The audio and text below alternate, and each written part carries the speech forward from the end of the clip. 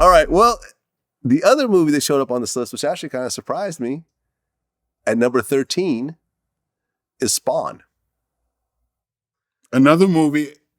Okay, so here's how he describes it. He said, Spawn is a truly terrible film with cringe-inducing writing, ludicrous macho posturing from Michael Jai White and Martin Sheen, multiple fart jokes, and some of the ugliest special effects that have ever appeared in a film released by a major Hollywood studio. The only way this could be more camp is if a bunch of kids spent the summer taking archery and lanyard classes in it. It might be good for a few ironic laughs, but that's about it. Again, anybody researches me, speaking about Spawn, there's not one time I said it was a good movie. I've never, ever defended it as a good movie. I like Spawn. I know a lot of people do. Yeah, and I like the cartoon even more. The problem is there was a version of that movie that was far better until it got edited and edited down. Because in the movie, to me, there's no more mention of the relationship that I tried to get back to.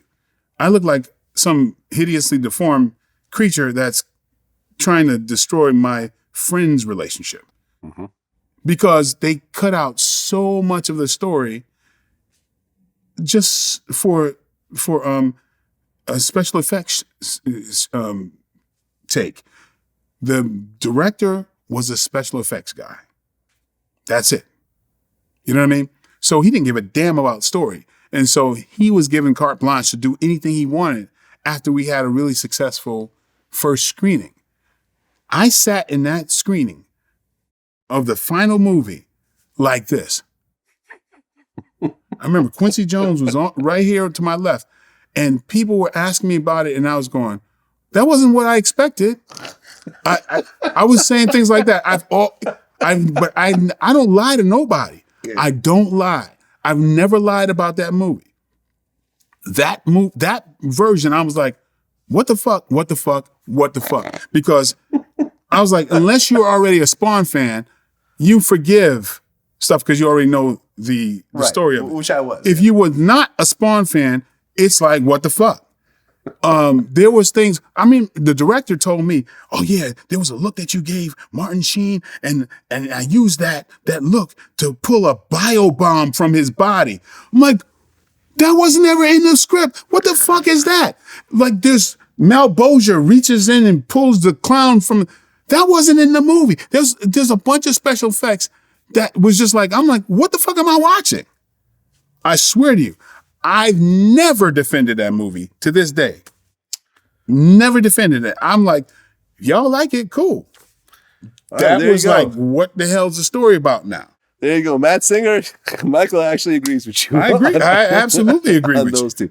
Would you say, so from your just because I'm in something don't mean that it's good. I mean, from your point of view, would you say that those are your two worst movies from your point of view? No, but I ain't going to tell you what my worst movie is because somebody might try to rent it.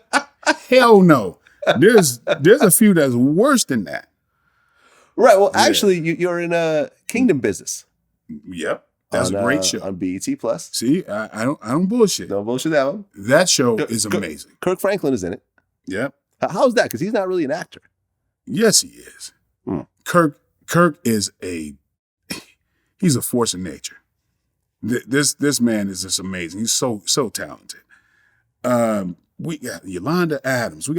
This is the best television experience I've ever seen. I first read, I was like, oh, BET, I was like, let me read this. It was amazing. I thought the script was amazing. Then, we got Devon Franklin and just Dr. Holly Carter, Oz Scott. This was some of the, if you were into this, television series making, you couldn't get a better group of folks. Oz Scott, this director, he directed Bustin' Loose for Richard Pryor. He's royalty. And he happened to be the director of a television series that I did a long time ago that to me was my favorite series, which was called Wonderland. It was basically based off of Bellevue Hospital in New York. And I played the head of the ER, and I had the chance of really playing something that was close to who I am. That series was ahead of its time because there was some graphic stuff that was like, it was hard to take at the time. Now it would be light, but we had amazing guest stars in that thing. I mean, Madonna sang the theme song. We had Jeremy Piven, and we had just such amazing actors. I mean, Ted Levine wasn't. It was way ahead of its time. And if you can get a chance to watch that thing, yeah, I went off the subject again. But anyway, getting back to Kingdom Business, man, that's something that I will tell you if I think something's not up to par. That's the best series I've ever been involved with.